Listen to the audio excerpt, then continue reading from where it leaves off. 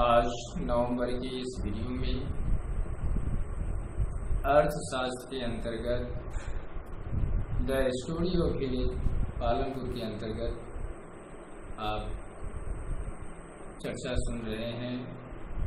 आपको इसके संदर्भ में दिशा निर्देशन मिल रहा है और आप पालमपुर में होने वाली क्रियाकलाप गतिविधियों के माध्यम से अर्थशास्त्र है क्या, इसको समझते हुए उत्पादन के अन्य अवयवों के बारे में आप अच्छी तरह से समझ पाएंगे, आपका ज्ञान पुष्ट होगा।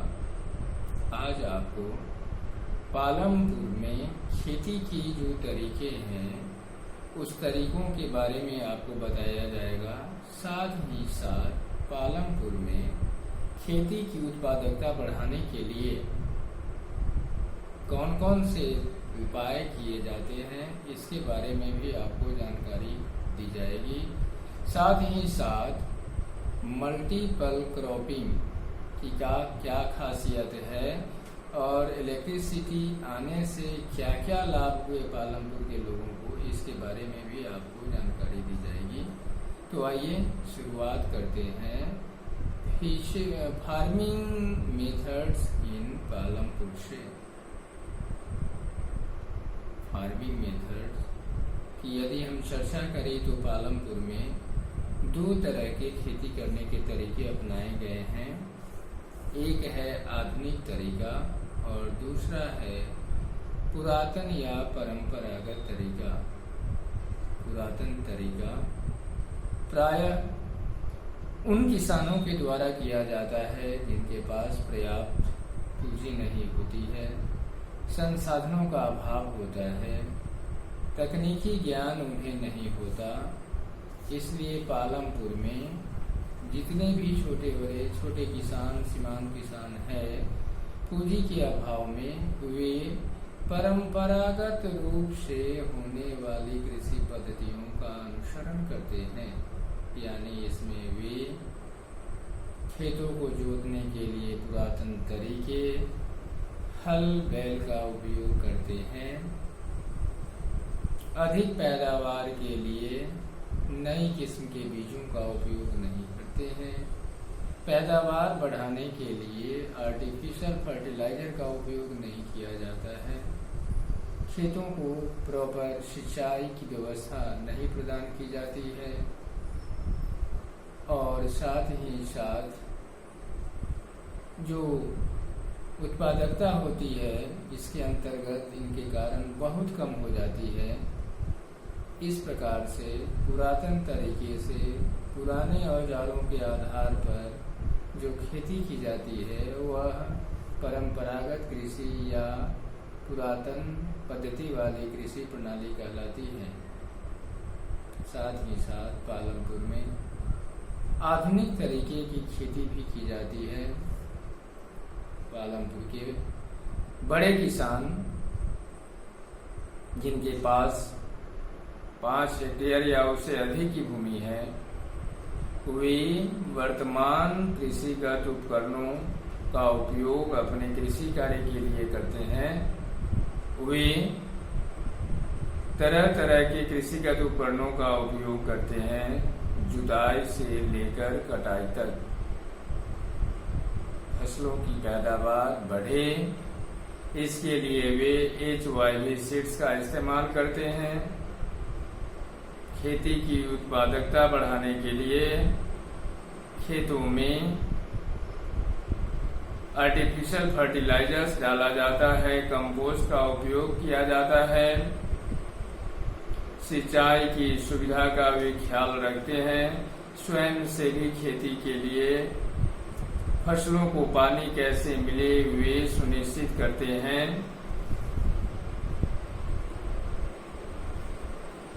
फसलों को नष्ट होने से बचाने के लिए और भंडारण के लिए वे तरह तरह की कीटनाशी दवाइयों का प्रयोग करते हैं। इस तरह से आधुनिक और गैर परंपरागत कृषि या परंपरागत कृषि आप कहिए, दोनों तरह की पद्धतियों के आधार पर पालमपुर के किसान और कृषि कार्य में लगे हुए लोगों के द्वारा खेती की जाती है। अब है कि जब हम मॉडर्न खेती करते हैं या आबादी जब बढ़ती है तो बढ़ती हुई आबादी को खिलाने के लिए ज़्यादा से ज़्यादा अनाज का उत्पादन आवश्यक होता है, क्योंकि यदि अनाज का उत्पादन बड़े पैमाने पर नहीं किया जाएगा तब ऐसी स्थिति में लोगों को खाने के लिए अन्न नहीं मिलेगा।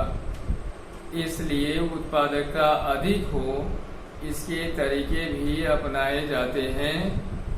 तो इसके लिए पहला तरीका यह है कि मल्टीपल क्रॉपिंग अपनाया जाता है और दूसरा तरीका यह है कि मॉडर्न मेथड ऑफ फार्मिंग जो है वह अपनाई जाती है।